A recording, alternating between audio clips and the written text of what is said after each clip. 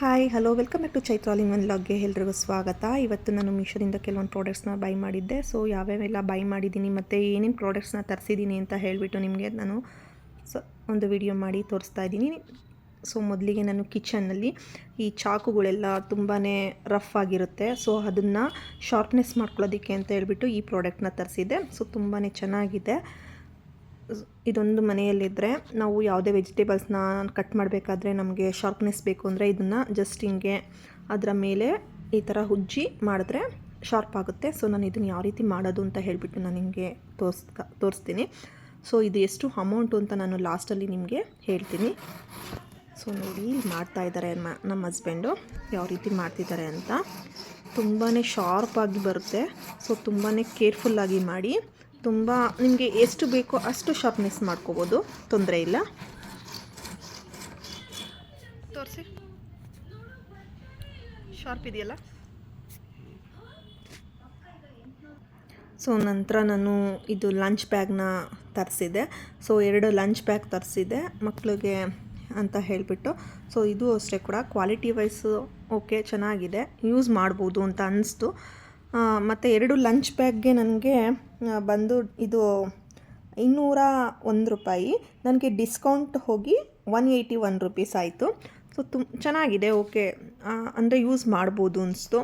ಎಷ್ಟು ದಿವಸ ಏನಾದರೂ ಯೂಸ್ ಮಾಡ್ಬೋದು. ಬಟ್ ಮಕ್ಳುಗಳಿಗೆ ಚೇಂಜ್ ಮಾಡ್ತಲೇ ಇರಬೇಕಲ್ವ. ಸೊ ಹಾಗಾಗಿ ನಾನು ಇಷ್ಟು ಕಡಿಮೆ ರೇಟಲ್ಲೇ ತೊಗೊಂಡೆ ಮತ್ತು ಕ್ವಾಲಿಟಿ ವೈಸ್ ಚೆನ್ನಾಗಿದೆ.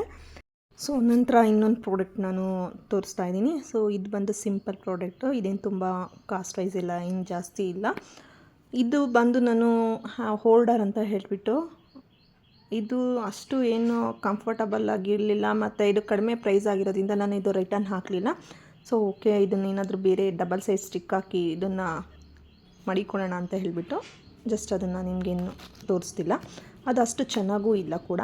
ಹಾಗಾಗಿ ನಂತರ ನಾನು ಇನ್ನೊಂದು ಬಾಕ್ಸ್ನ ಬಂದಿತ್ತು. ಸೊ ಅದರೊಳಗೆ ನಾನು ಇದನ್ನು ಏನು ತರಿಸಿದ್ದೆ ಅಂತ ಹೇಳಿದ್ರೆ, ಇದು ಜ್ಯುವೆಲ್ಸ್ ಆರ್ಗನೈಸರ್ ಬಾಕ್ಸ್ ಅಂತ ಹೇಳಿಬಿಟ್ಟು, ಇದು ಇಯರಿಂಗ್ಸ್ ಜ್ಯುವೆಲ್ಸ್, ನಾನು ಗೋಲ್ಡ್ ಜ್ಯುವೆಲ್ಸ್ನ ನಾವು ಯಾವ ರೀತಿ ಇದನ್ನು ಅರೇಂಜ್ ಮಾಡಿ ಇಡ್ಬೋದು ಅಂತ ಹೇಳಿಬಿಟ್ಟು. ಸೊ ಇಯರಿಂಗ್ಸಲ್ಲಿ ತುಂಬ ಸ್ಟೋನ್ಸು ಅದೆಲ್ಲ ಇರುತ್ತಲ್ಲ, ಸೊ ನಾವು ಮಿಸ್ಸಿಯಾಗಿ ಇಡೋದಕ್ಕಾಗೋದಿಲ್ಲ ಅಲ್ವಾ. ಹಾಗಾಗಿ ಈ ಥರ ಬಾಕ್ಸಲ್ಲಿ ನಾವು ತುಂಬ ನೀಟಾಗಿ ಆ್ಯಂಡ್ ಯೂನಿಫಾರ್ಮ್ ಆಗಿ ಇರುತ್ತೆ ಅಂತ ಹೇಳಿಬಿಟ್ಟು ನಾನು ಇದನ್ನು ತರಿಸ್ಕೊಂಡೆ.